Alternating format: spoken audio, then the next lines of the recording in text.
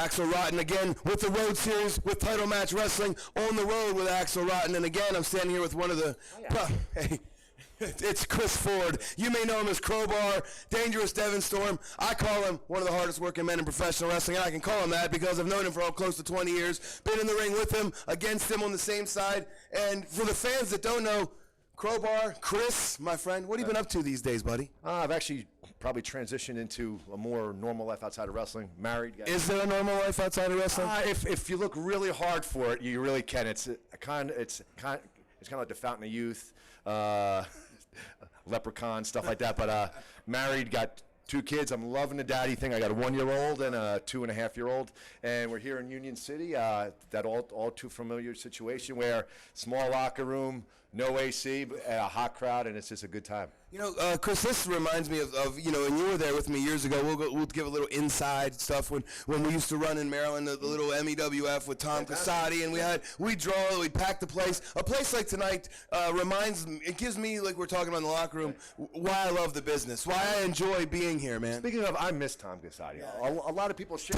Tom, Chris, Axl, we miss you. I know you're out there in Vegas watching. Hey, bro. A lot of guys will say stuff about Tom Casati. The guy was nothing but great to me. I generally miss Tom Casati, and I look forward to seeing him wherever I'm sure we'll run into each other again somewhere along the line. But Tom, one of your biggest fans still. What's up? Hey, Chris, let's talk about some of the things that you've done in the business. Something that sticks in my mind, and I think in the fans' mind, especially the smart marks that are watching and buying this type of stuff, was the big bump that you did was it on Nitro, off the top of the cage through the ramp? There was one on the pay-per-view that was on a pay-per-view, and then the one through the ring table was on Thunder. Okay, I mean, you know, obviously I've done the ECW, I've done all the crazy stuff, and I just was kind of curious, how did they approach you on that one? Did they say, hey, we have an idea, we want you to jump 40 feet off the thing, or did you come up with that? Because I know, just from experience, you're willing to do anything, but this kid busted his ass for the wrestling business and has as long as I've known him, so I can't imagine you'd say no to it. Obviously you did it. How do you approach something like that? Did they come to you with that, or was it your idea?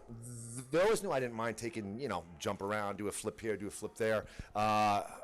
And they just come up with an idea. I was working with the Wall, God rest his soul, Jerry Toot. Jerry was a good guy, man. First match I ever had in my life at Iron Mike Sharp's school.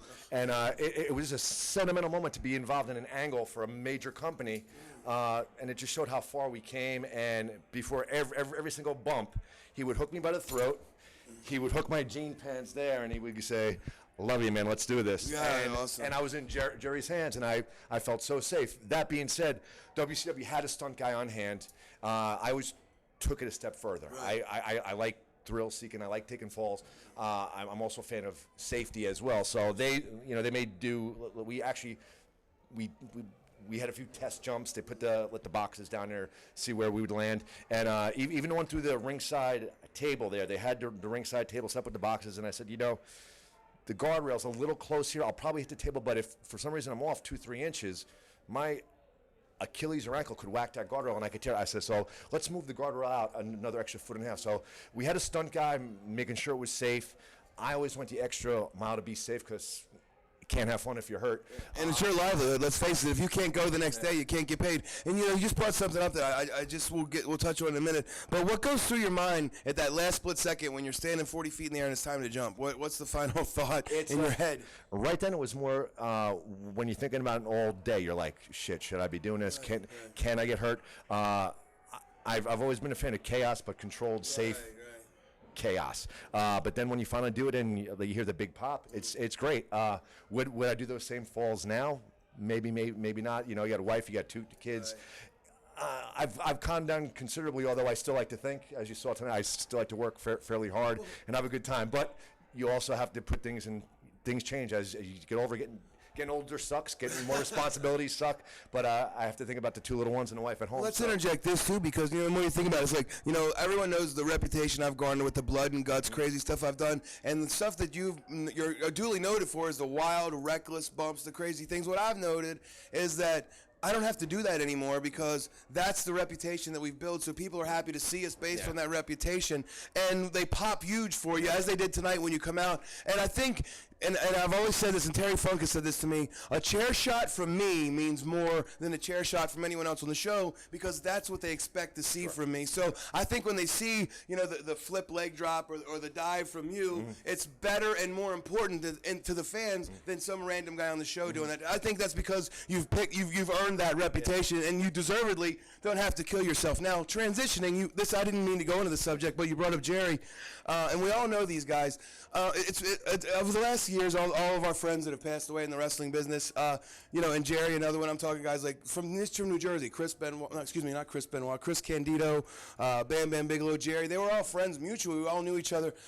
If you could just speak a little bit on the way the wrestling business has gotten such the reputation of being the dirty business for all the guys dying and no one caring about it. Now, would you think if this happened in baseball or football, it would be more of an uproar than what's happened to our guys? I mean, it seems to be swept under the rug all the time. I don't want to get too heavy, but I just kind of want your opinion on it. This is just my opinion and why it happens more often in wrestling than anything else.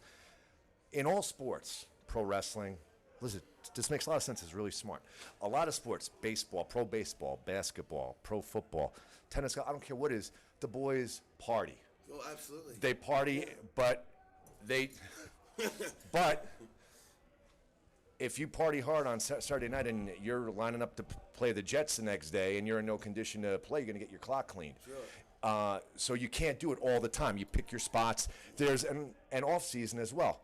Wrestling, there's no accountability. I'm going to let everybody in on the secret that it's predetermined and fake. So if me and you are on the road, I've never done drugs, not to sound clear or anything, but if me and you are on the road. I have, by the way. I've done a lot of drugs, but I don't do them any longer. But go ahead. Hypothetically, would you agree this is true? Axl, me and you are on the road. We're on the road for 2 months straight. Right. Town to town to town to town to town. Me and you are doing the same match all over the place. And you could say to me, Chris, let's get really fucked up tonight.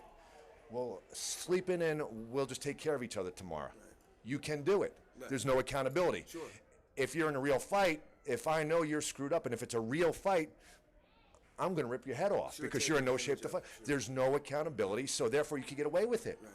So basically, it's been let go for too long. And it's that, and also it's just what you were brought up doing. My dad had 3 heart attacks, bypass surgery, smoked, yada yada. What I'm getting at is, back when my parents were raising us, we had beef 3 times a week, and Entenmann's Donuts in the house, hot dogs, macaroni. They didn't know any better. Right. When we broke in, let's say the way it was, the guys that paved the way for us, they were all advocates of the big party, and that's what the boys did.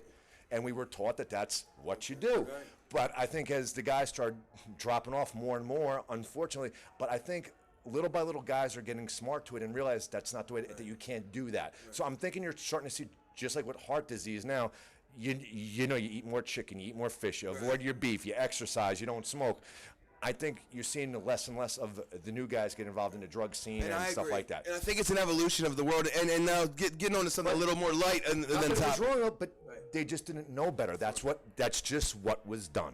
We touched briefly on what you're doing, and now just briefly, what's the future hold for you? I mean, I know we've talked about this. I have been doing this 20-some years, and I don't feel like quitting. We were talking about we're having a great time right now. And if let's say, for example, if I got a chance to go to TNA, WWE, I'd gladly go just to do it. But I'm happy where I'm at right now. Do you feel the same way? Do you just love being involved in the wrestling business? And I'm not going to blow smoke up my own ass. Thank God when I was young, I spoke with Jimmy Powers and Hugh Morris. I met both of them. I was 12 years old.